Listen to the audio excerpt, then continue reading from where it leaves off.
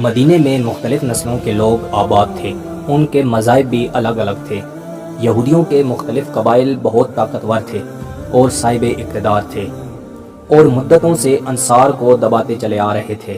اب ان کا پہلے سا اقتدار باقی نہ رہا، تاہم انصار کے مقابلے میں وہ اب بھی بااثر تھے، اس لیے ان کی جانب سے نبی علیہ الصلوۃ والسلام کو خطرات لاحق ہو سکتے تھے۔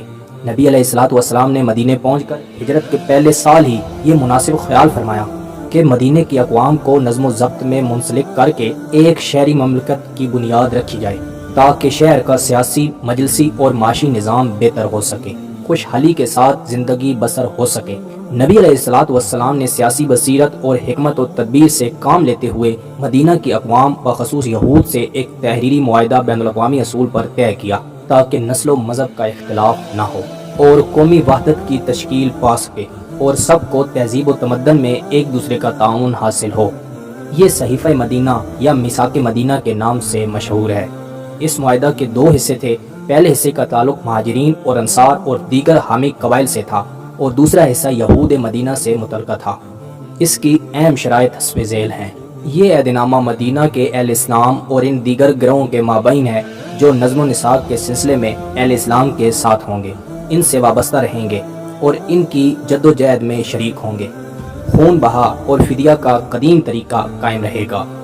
یہود کو مذہبی آزادی حاصل رہے گی اور وہ مسلمانوں کے ساتھ دوستانہ تعلق بھی رکھیں گے۔ معاہدہ میں شریک تمام فریق ایک جماعت ہوں گے۔ مسلمانوں کے قلبی رفیق صرف مسلمان ہی ہوں گے۔ مسلمانوں کے دوست دشمن مشترکہ ہوں گے۔ کوئی مسلمان دشمن اسلام سے تنہا مصالحت نہیں کرے گا۔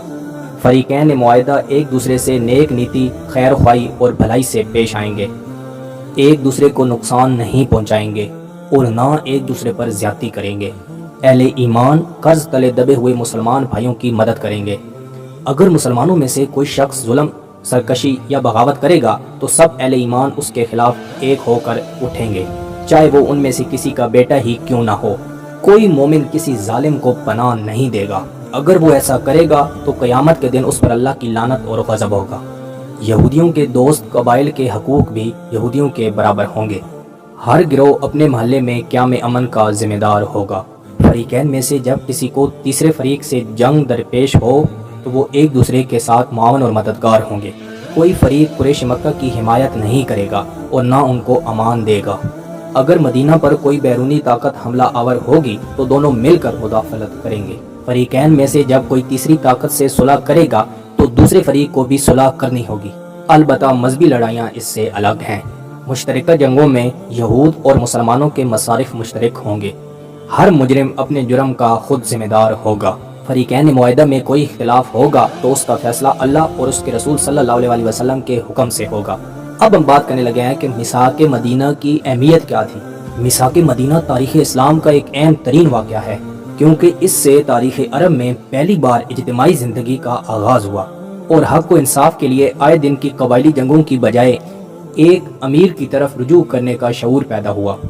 یہ دنیا کا سب سے پہلا تحریری دستور تھا اور اس کا ایک ایک لفظ تاریخ میں محفوظ ہے۔ میثاق مدینہ پر یہود کی حمایت حاصل کرنا ہمارے پیغمبر جناب محمد رسول اللہ صلی اللہ علیہ وسلم کی ایک بہت بڑی سیاسی کامیابی تھی۔ اس سے آپ مدینے کے منظم ہونے والے معاشرے میں خدا کی حاکمیت اور اس کے قانون کی فوقیت دلانے میں کامیاب ہو گئے۔